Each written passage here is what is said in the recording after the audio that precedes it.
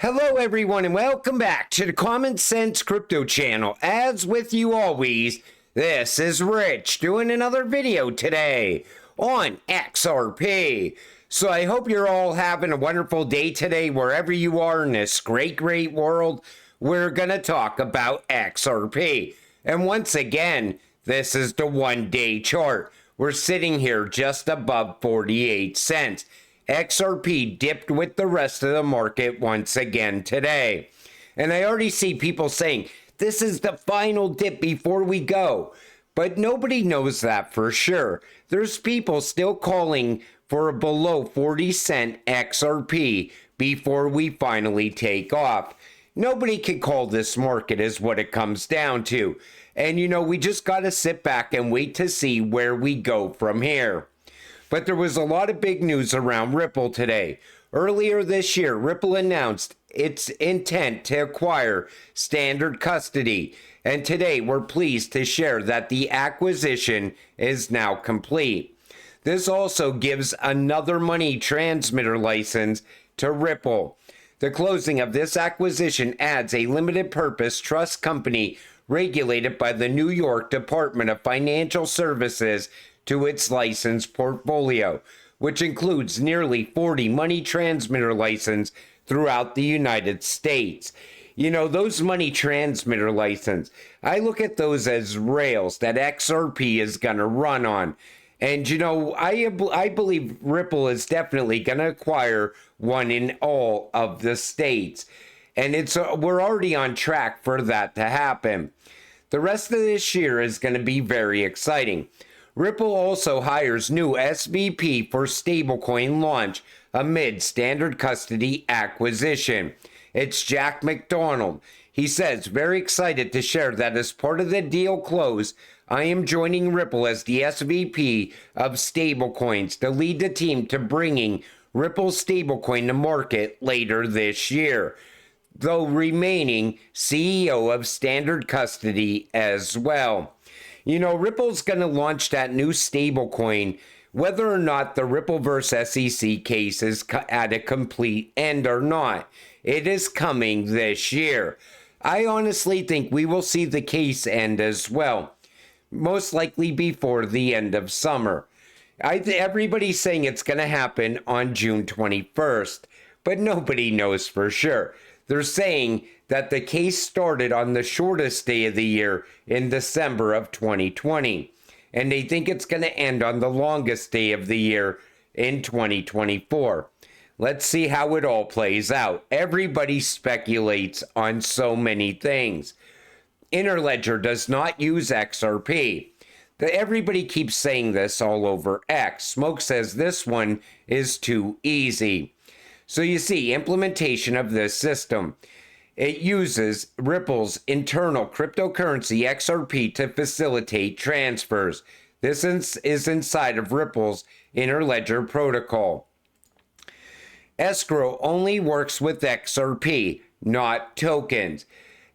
XRP is at the heart of everything that Ripple does. Once again, you could see Interledger payments utilizing XRP as well. If you stick to the facts around this cryptocurrency and then you avoid the hype that everybody keeps pushing all over X for some reason, you will understand how easy it is for companies, for banks, for countries to utilize XRP. This is the best example right here. Sender USD. Example 2. XRP in between comes out on the other end as Bitcoin. And XRP can move Bitcoin as well. Doesn't matter what it is. Anything of value, XRP can move it. On the last day of May, the total number of XRP holders was 5.2 million. Now we just added another 100,000 in the first week of June. This comes from Michael Branch. And people are starting to come around to XRP. People that actually see between the lines and look at the facts understand how big XRP is going to become. If you stop staring at the price and you start looking at how all the connections that are being made all around the world are coming together now, it's very easy to see a high-priced XRP in the very near future. This also comes from Smoke, CBDCs, MENA region, Qatar, and Ripple. Ripple established a headquarters in Dubai to support customers like Qatar that are using RippleNet. Qatar has begun phase 1 of their pilot program towards a CBDC. That comes from Mr. Man. And you know, we're starting to see CBDCs get moving quicker now for some reason. Every day there's another announcement around CBDC. Yesterday it was Italy. Today it's Qatar. I think the day before that we talked about Georgia and their CBDC. Something is starting to pick up acceleration all of a sudden. I think somebody behind the scenes is telling all the banks, you have until this specific day for this all to go live. That's what I think is going on. Why else would these countries be fast tracking all of a sudden? In Germany, under this ETC, XRP is recognized as a commodity. So you see here, GXRP, ETC Group Physical. Trades like an ETF, cold storage custody, 100% physical, regulated security. So if these ETCs and ETPs are going live all around the world, why is the demand and the price for XRP not changing? Everybody thinks that an ETF here in the United States for XRP is going to have a major impact on the price. I see people saying once an XRP ETF goes live, we're going to be looking at a 3 to 4 digit XRP. I'm just not seeing it. I think it might play a small factor in the price, but not as much as people think, because people could do this all over the world right now.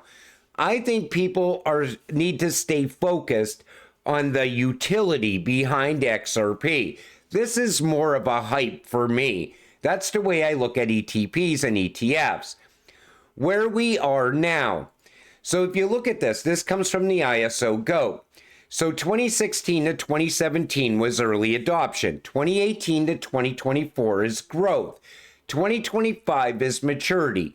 Blockchain adoption is considered mainstream and integral to the capital markets ecosystem.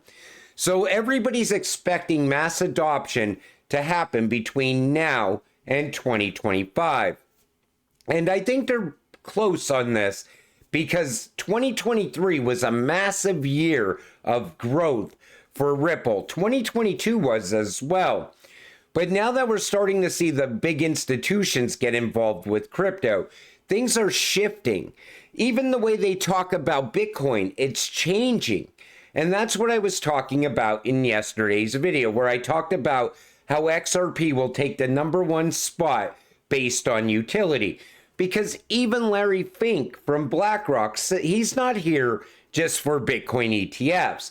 They looked at that as a way of getting crypto out to the mainstream.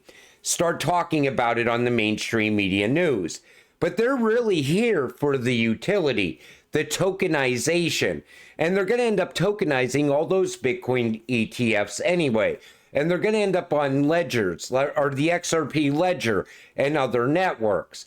So as more and more financial institutions come on board, I think they're going to start going more towards utility. And all of a sudden, the money is going to shift at the same time.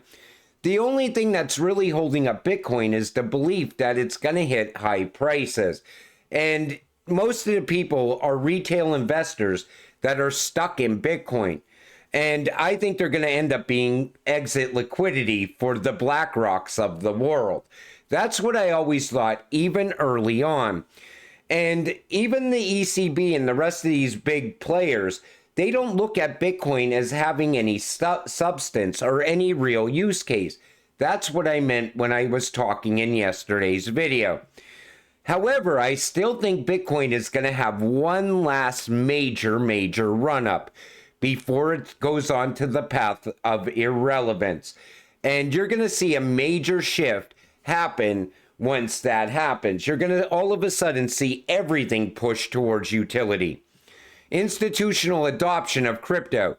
These are the titles of the high-level financial institution panels, where they focus on the growth of the market. And they are being extremely clear the phase we are in and the direction we are headed in soon with crypto. When all the major institutions are telling you that this is the path forward, that crypto is going to be adopted, but it's going to be adopted because of tokenization, because it makes payments cheaper, because now they can custody their assets of value. That's what they're looking at. You know, they're not here to put their money into something and hope that we have another major cycle in another 4 years. They're not here to store or lock their money away. They're here to make money in this market. That's why I think the previous cycles that we've seen in the past, going forward, we're not going to see cycles like that anymore either. We're going to see more stability in the market with major run-ups from time to time because other big institutions are going to be jumping on board. Things are going to change, and nobody really knows what kind of effect it's going to have on the market yet. We're still early to see it, but I could see it's going to be big. And here's Crypto Eddie, and I can't believe what she did here. Am I really the crypto police, or am I looking out for the community? This is what happens when you ignore or join in to pump your bags. I never imagined it would come to this. This guy is fairly new to crypto. He makes videos. He says 80% of all Japanese banks are partnered with Ripple. They're going to utilize XRP. All he did in this video was talk about the big announcements that we were seeing over the past months. And SBI is definitely going to be big for XRP, in my opinion. But why would she call someone out like this? This is going above being the crypto police or a crypto Karen. This is bullying. That's the way I look at it. And it was nice to see somebody called her out on her bullshit. So first off, she wants to be an expert. No, you are trying to be a Japan crypto expert, but you are not. You cannot disprove what he's saying one way or another. You have no inside information. The info you do use is old information from 2016. You need to quit posting this nonsense. And it's true, what I see going on now is a major announcement will come out today, and somebody will go and steal a clip from back in 2020 and talk about it like it just happened right now. It's the same reason we've seen Crypto Eddie talk about XLM. Remember, they were no longer partnered with IBM. Sell your XLM, it's going to be worthless. And she was totally wrong on that as well. But then someone even went on to tie her to Terra Luna. And I didn't want to get into this at all. I think it's very childish to do it.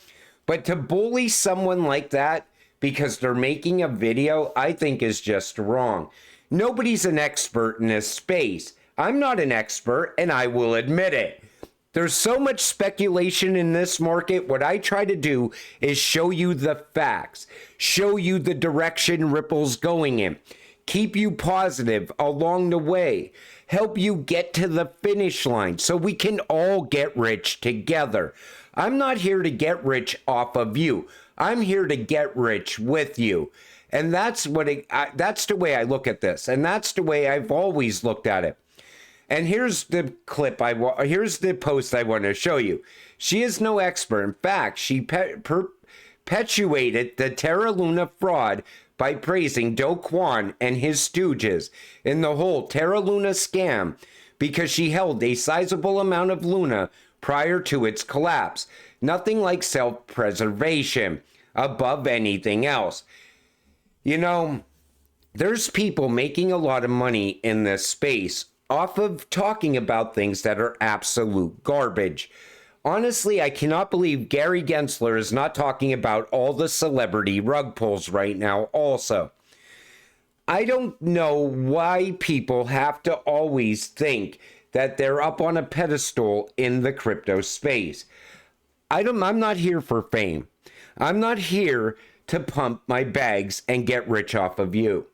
In fact, if there was a way I could pump XRP, we would all be sitting on islands right now sipping drinks out of coconuts. But nobody could really pump the price of XRP. The only thing I could do is show you where your investment is going and help get you there.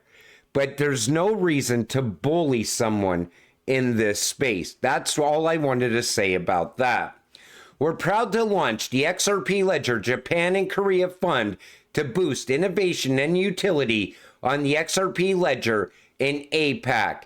And again, it looks like Ripple's going very big in Japan. In fact, they funded it with 1 billion XRP to get this going because they're looking for corporate partnerships, developer grants. They also have startup investments. They want to bring growth to the XRP ledger out of Japan and Korea. So in my opinion, this is the way I look at it. Ripple is becoming an even bigger company all around the world. They are a global company at this point. And they do want to put money into the XRP ledger. There's a lot of great projects already coming onto the ledger, yet people want you to believe there's no growth happening.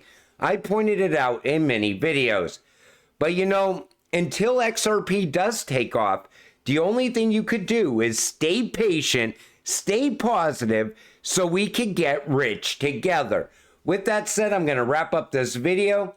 I want to thank you all for watching. I appreciate all of you. I'll see you in the next one. Have a great night.